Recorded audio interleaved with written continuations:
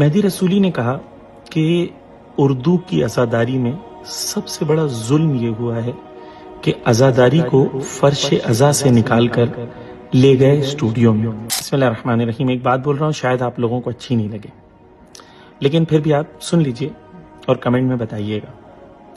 میں ایران میں ایک نوحہ خان ہے مہدی رسولی، ان سے میں ملنے گیا تھا۔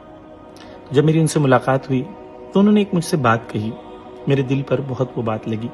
میں چاہتا ہوں آپ بھی سنیں اور بتائیں کہ آپ کو کیا لگتا ہے۔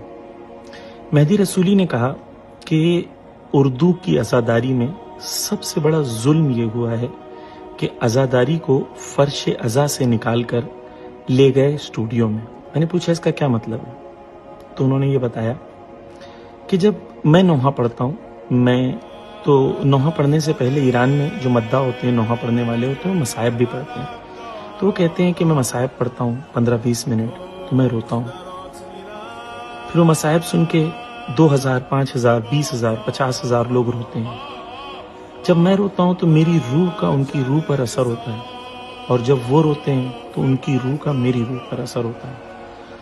اب جب میں نوحہ شروع کرنے جا رہا ہوں تو میری روح ان روحوں سے وصل ہو جاتی ہے، جوائن ہو جاتی ہے، اور ہم سب کے اوپر عشق امام حسین کا جنون طاری ہوتا ہے، اور ہم اس غم کو محسوس کرتے ہیں، اور وہ غم کو محسوس کرنے کے بعد نوحہ پڑھتے ہیں۔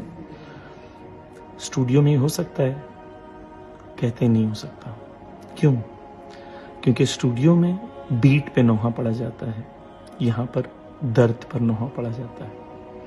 انہوں نے مجھ سے کہا کہ ہندوستان میں یا اردو زبان میں اگر چاہتے ہو عزاداری کو اس کے پیک پر لوٹانا تو ہمیں اسٹوڈیو سے عزاداری کو نکال کر فرش عزا پہ لانا ہوگا۔